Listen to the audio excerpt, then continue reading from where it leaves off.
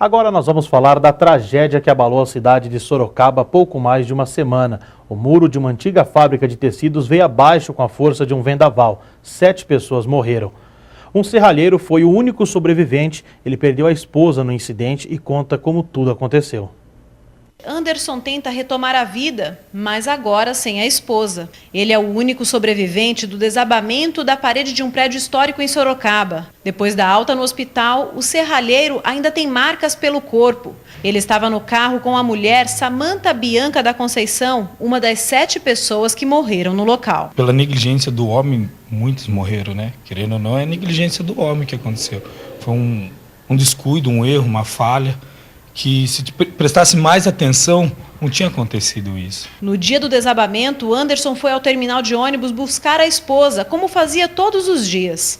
Só que dessa vez ficou com ela por apenas 5 minutos, antes que tudo viesse abaixo. No carro da frente, não me recordo do carro, mas tinha acho que uma criança numa cadeirinha e 2 mulheres.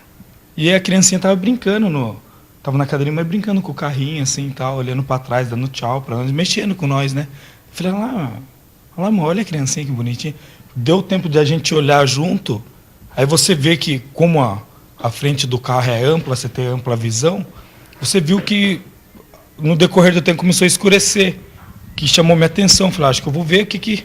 Foi o tempo a hora que eu focalizei minha vista, assim, para ver o que era. Eu já não vi mais nada. Ele foi levado para o hospital regional e soube da morte da esposa 2 dias depois. Para ele, houve negligência por parte dos responsáveis pela obra do shopping, que é construído ao lado do terminal de ônibus do centro e que vai manter a estrutura histórica do antigo pavilhão Cianê. Antes de um operador fazer, veio o encarregado. Do encarregado tem o gerente tem o dono tem o desenhista, o projetista, do desenho tem o arquiteto, tem muitas pessoas para tomar uma decisão. Você acha que no meio de todos, você acha que alguém falou, vou cavar um buraco aqui, que no muro, pro lado de dentro, tem um buraco bem fundo cavado. Você acha que ele falou, pô, se eu cavar aqui não vai abalar a estrutura? Para garantir a segurança das milhares de pessoas que usam o terminal de ônibus de Sorocaba, a construtora apresentou um plano de segurança que prevê o escoramento de todo o entorno do prédio. O prazo para que o serviço seja concluído é de 20 a 30 dias e o processo será acompanhado de perto pela Defesa Civil.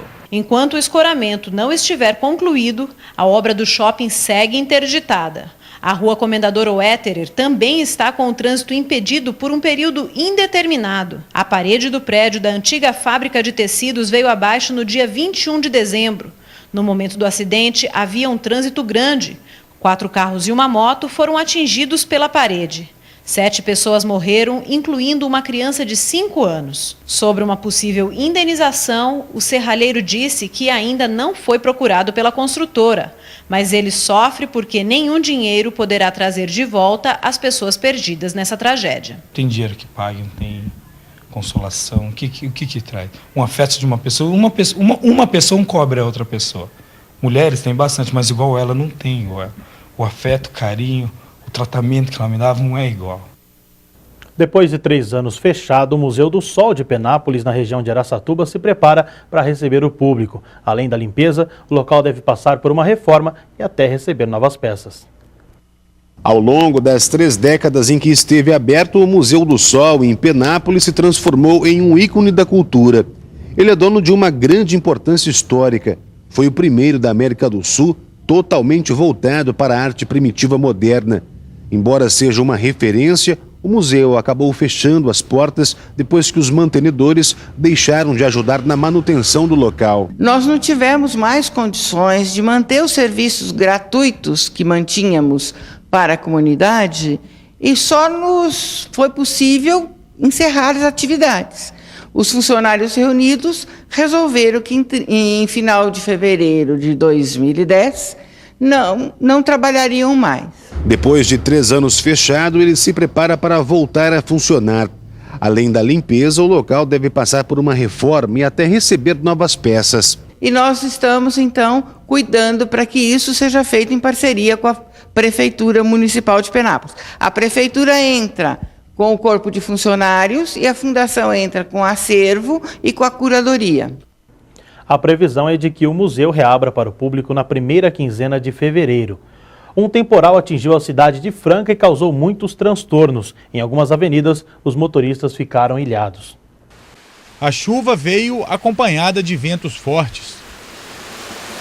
O temporal, que durou pouco mais de 20 minutos, alagou parcialmente a Avenida Antônio Barbosa Filho, próximo ao pontilhão da rodovia Cândido Portinari. Motoristas insistiram em passar pelo local. Alguns tiveram problemas. O fluxo de água ali que estava alto ali, aí o que aconteceu foi atingir o motor aí. Você sabe, esses carros atingir o motor é para mesmo. Vários motociclistas tiveram que se abrigar debaixo da ponte.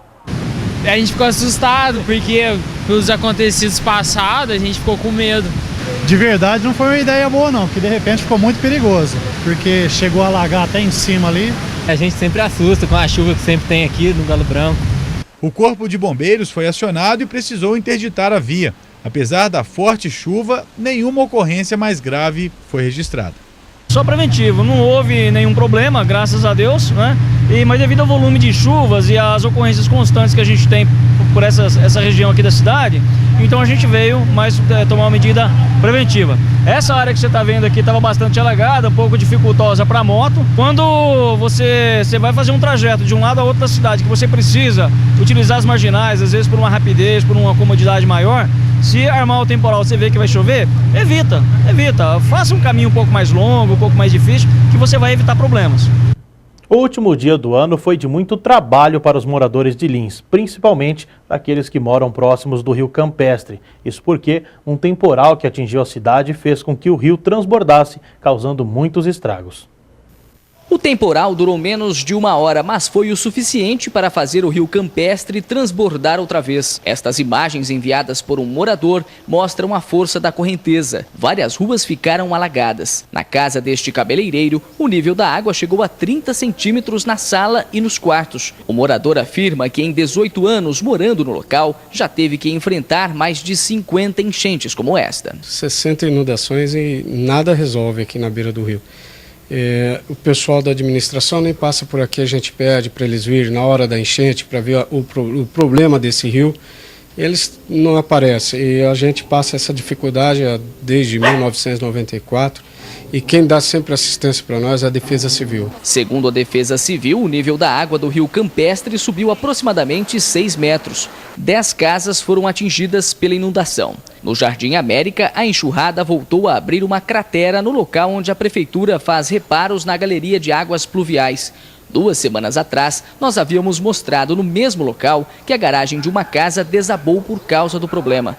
Próximo ao córrego Jacintina, ruas e calçadas ficaram danificadas e os moradores do bairro Santa Terezinha correm o risco de ficarem ilhados por causa de erosões que avançam em direção às 2 vias de ligação do bairro com o centro da cidade. De acordo com a Defesa Civil, nos últimos 2 meses o rio Campestre já transbordou 4 vezes. O caso mais grave foi registrado no início do mês de dezembro, quando um carro foi arrastado pela correnteza. 2 pessoas morreram. Segundo eu fiquei sabendo na prefeitura, a desassoreação do rio não foi feita por conta que a CETESB exigiu algumas documentações, alguns pareceres da prefeitura para poder autorizar a limpeza do rio Campestre. Isso não foi feito. As pessoas, quando eu recebo o alerta, o que a Defesa Civil tem que fazer? Passar nos locais, soltar o alerta e já pedir para as pessoas suspenderem os móveis. A má notícia para os moradores da região é que a previsão da meteorologia indica fortes pancadas de chuva na área nos meses de janeiro e fevereiro de 2013. A primeira enchente em dezembro foi de madrugada, eu fiquei de madrugada acordado, esperando a enchente, e ela veio, depois foi uma tarde, ontem foi à tarde também, né? E a gente passa por isso desde 1994 até agora. O carnê de IPTU vem, né? E aí eles querem receber IPTU e a gente não é ressarcido em nada, só prejuízo todo ano. Em nota, a assessoria de imprensa da Prefeitura de Lins destacou que o problema dos alagamentos na cidade existe há anos, apesar de várias obras terem sido feitas para diminuir as enchentes. Em São Carlos, 2 homens foram detidos suspeitos de furtar fios de aço. Eles moram no acampamento sem terra e disseram que o material serviria para melhorar as condições do local, que são precárias. Orlando Inácio de Oliveira e Valdir Moreira de Almeida não tinham passagens pela polícia e o primeiro registro deles foi por tentativa de furto. Os dois cortavam um cabo de aço de uma rede de energia desativada às margens da ferrovia. O material tem cerca de 200 metros de comprimento e seria usado para levar energia elétrica ao acampamento sem terra onde eles vivem. Toma banho num balde com água quente, entendeu? Tem que esquentar a água, tudo. Aí às vezes, tem que manter a escuridão assim, nós fica através das velinhas, sabe? É nesse acampamento, a 6 quilômetros de São Carlos, que os dois pretendiam montar uma rede de energia elétrica clandestina. São 10 famílias que vivem aqui há 2 anos e as condições são precárias. Saneamento básico não existe. O banheiro é o mato. Érica vive aqui com os filhos de 7, 5 e 2 anos. A falta de energia elétrica obriga a dona de casa a improvisar o banho da família num cubículo dentro do barraco. Esquentar água no fogão de lenha e tomar banho de balde na canequinha. O acampamento fica dentro do Horto Florestal do estado. Para sobreviver, eles catam material reciclável, criam porcos e mantêm uma plantação de legumes e verduras. Mesmo assim, falta alimento. Todo mundo é lutador. Trabalha, parece um servicinho, já vai lá e faz, compra. Na verdade, nas minhas coisas aí não tem nada, quase nada de comer. O Gabriel tá aí. Não tem nada. Valdete está sem receber cesta básica do INCRA há 4 meses. O cardápio no último dia do ano foi arroz e banana verde frita. O sofrimento mexe também com o filho dele. O menino de 11 anos espera pela energia elétrica para realizar o sonho de toda criança. Para assistir televisão. Você sente falta de televisão? Sim. 3 pessoas foram presas por tráfico de drogas em Campinas em 2 ocorrências diferentes. Em uma delas, a polícia apreendeu uma carta que relacionaria um casal com uma facção criminosa. Os mais de 1.000 pinos de crack, cocaína e maconha foram encontrados em uma casa demolida no bairro Campos Elíseos, em Campinas. Rodrigo Nogueira Penido dos Santos, de 18 anos, foi preso em flagrante quando tentava se desfazer de parte da droga. Ao avistar a equipe de força tática, o mesmo veio dispensar no chão. De imediato foi abordado o indivíduo indagado sobre a droga. Ele não disse nada, ficou calado. E saímos próximo do local, fazendo diligências da onde ele saiu, da casa demolida. Na laje foi localizado o restante da droga. Segundo o policial, Rodrigo não tem passagem e é irmão de um traficante procurado pela polícia. A equipe também estava no local com o intuito aí também de localizar esse Bruno aí, vulgo Leitão. A princípio negou, disse que também no início da conversa também falou que não tinha nenhum irmão com esse vulgo de Leitão. Bruno só falava que tinha irmã. A polícia prendeu também por tráfico em flagrante um casal na região do Parque Universitário. Eles estavam em frente a uma casa onde funciona uma refinaria de drogas. O indivíduo do sexo masculino, ao perceber a aproximação da viatura, ele dispensou uma certa quantidade de droga e correu e evadiu-se pelo fundo da casa. A moça foi detida no local e indagada sobre as drogas e se havia mais drogas no interior da residência. Ela confirmou e nos conduziu até o quarto do casal, onde foi encontrada uma sacola contendo o restante das drogas. Essa carta encontrada na casa indica que o casal possa fazer parte de uma facção criminosa, com Carla Vanessa Agostines Vieira, de 23 anos, e Júlio César Barbosa Pinto, de 26, foram apreendidos 2 balanças, R$ 227, 2 tijolos de crack, totalizando 630 gramas, 160 pinos de cocaína, 39 tabletes de maconha e 500 papelotes de crack. Ele é evadido de uma das penitenciárias. Ela já tem passagem por receptação, veículo roubado na residência. No próximo bloco você vai ver aumento do IPTU pode parar na justiça em Ribeirão Preto.